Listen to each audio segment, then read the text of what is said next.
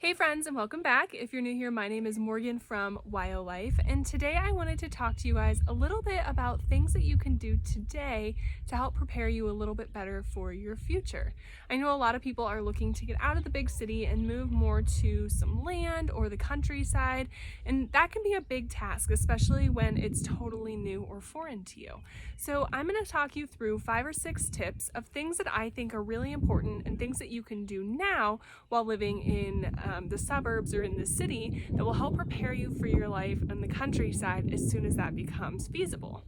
We had Arrow join us.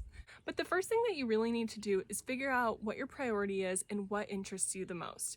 There's so many elements of homesteading or hobby farms that it's really important for you to prioritize those interests to make sure that you're making the most of your first year on your land. Whether you're into gardening or food preservation or hunting or growing your own food or cheese making or soap making, there are so many different elements that for me, it's most important to figure out what interests you the most so that when you get to your property, you know exactly where you want to start. I highly encourage you to look at a ton of different videos, see what other people are doing, go and visit other homestead or hobby farms and figure out what elements of what other people are doing interest you the most. That way when you get to your land, you 1, know what to look for when you're buying, and 2, you know exactly where to start and you can start building those skills. Which goes into the second point of learn skills while you can on a small scale, so that way when you move to your property, you already have those skills and you don't need to gain the skills before you can start getting started. A great example of this is food preservation. So if you know that you really want to garden and you're super excited to can food, but you've never done it before, it's really great for you to start learning these skills on a smaller scale so that way when you have all your crops coming in at once from the garden, you don't have to figure out how to can. You already know and you've already learned that step. So something that you can do to get started there is go to the grocery store and start preserving the foods that you get there, whether that's vegetables or meat or learning how to make dairy out of things that you're able to buy from the grocery store. This can teach you and kind of show you what you enjoy and what you don't necessarily enjoy so that when you move to your property, you're able to jump right into it and you're not having to learn these new skills. Another great way to find local produce if you're interested in canning or gardening is to find a local CSA, community supported agriculture, and try to become part of that farm share. That way you can be getting a ton of produce and you can figure out what produce you like to use the most and which produce you actually enjoy in the off seasons, for example, pickles or canned tomatoes, that type of thing. And when you get to your property, you'll know exactly what you want to focus on growing because you already have found your tried and true recipes and you know exactly where you want to begin.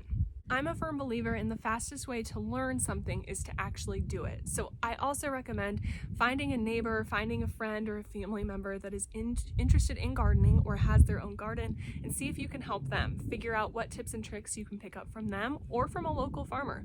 You would be really surprised. People are really willing to help one another in these communities. So definitely look around and figure out what resources you have near to your existing home.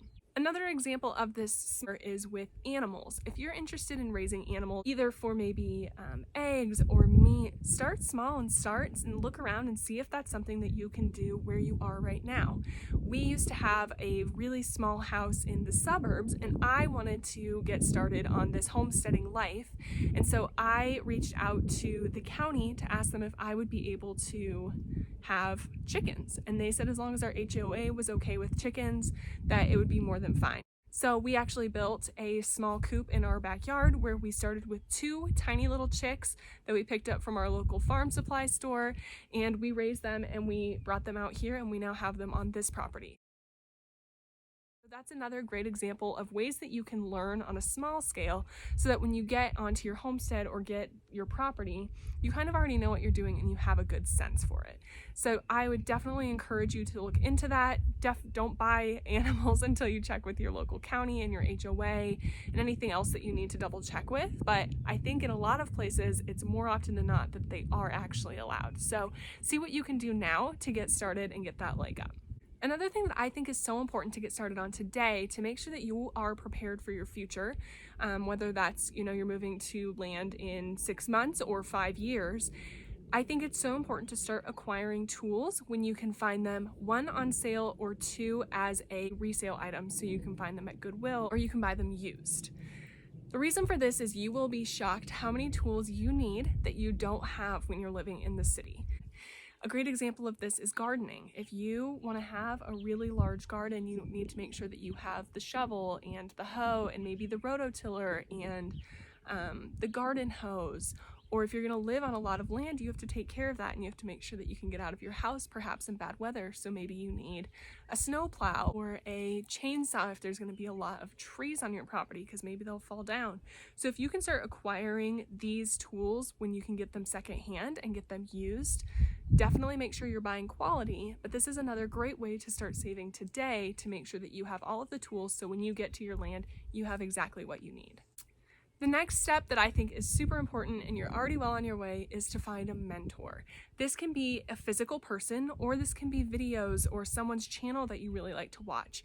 Maybe it's a Facebook group. There's a few Facebook groups that I really like: Homesteading for Beginners, Homesteading for Women. There's a ton of resources on these Facebook groups, and you can start learning from other people's questions or posts to make sure that you are getting started on the right foot, and you can just kind of keep an eye on them. I think having a mentor and someone that you can ask questions to when things are perhaps not going to plan, or when you want to try something new and you don't know a ton about it, I think that's a really great way to gain a lot of skills very quickly and learn from other people versus having to learn on your own.